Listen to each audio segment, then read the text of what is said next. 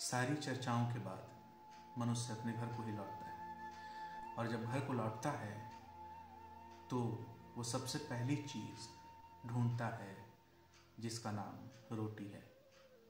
रोटी बाहर जाकर कमाने की यात्रा नहीं, बल्कि उसे अपने भीतर अपनी आत्मा को जगाने का एक प्रक्रिया भी है।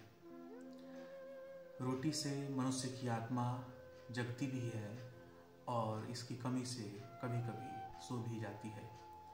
आज दुनिया में कि जब हम एक दूसरे पर वार कर रहे हैं, प्रतिघात कर रहे हैं,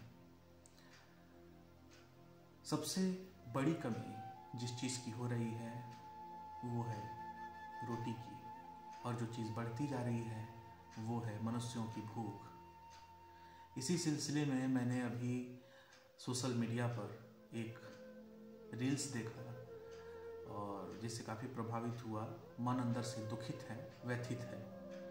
तो मेरे भीतर जो भी बैठा, एक कवि जिसको कहते हैं या लेखक जिसको कहते हैं, जो संवेदनशील है, जो मेरी संवेदना को जीवित रखे हुए है, उसने कुछ लिखने की कोशिश की है। बस वही चाहता हूँ कि आप तक मैं पहुँचाऊँ। ये कविता आपको अच्छी या बुरी नहीं लगेगी। ये कविता बस आपके भीतर बैठी हुई उस संवेदनशीलता को जागृत करने की कोशिश करेगी, और मुझे पूर्ण विश्वास है कि वो संवेदनशीलता पूर्व से ही जागृत है। फिर भी एक कोशिश, चूँकि हम इस तार से जुड़े हुए हैं तो बात करनी ज़रूरी भी है। तो आइए बिना देर किए मैंने जो कुछ लिखा है वो मैं पढ़ देता हूँ।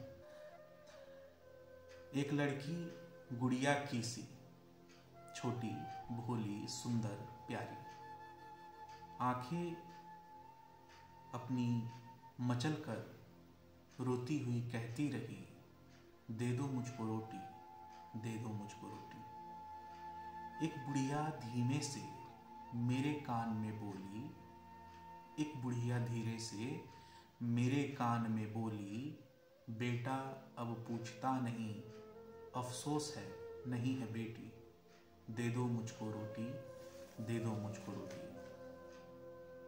एक झोंपड़ी जिसमें था एक बूढ़ा, आस पास था कई टन कूड़ा।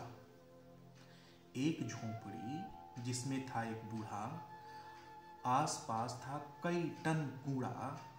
गया वहां मैं जब, निकला आधा नग्न वह, पेट उसकी पीठ को छूता, पेट उसकी पीठ को छूता, फटी हुई थी धोती, कहने लगा पकड़कर मुझको, कौन आया, नाम तुम्हारा जो हो, बेटे जैसे ही हो, आओ मेरे घर में, किंतु बेटे मेरे घर में कई दिनों से जली नहीं है ज्योति, दे दो मुझको रोटी। बहुत बहुत धन्यवाद।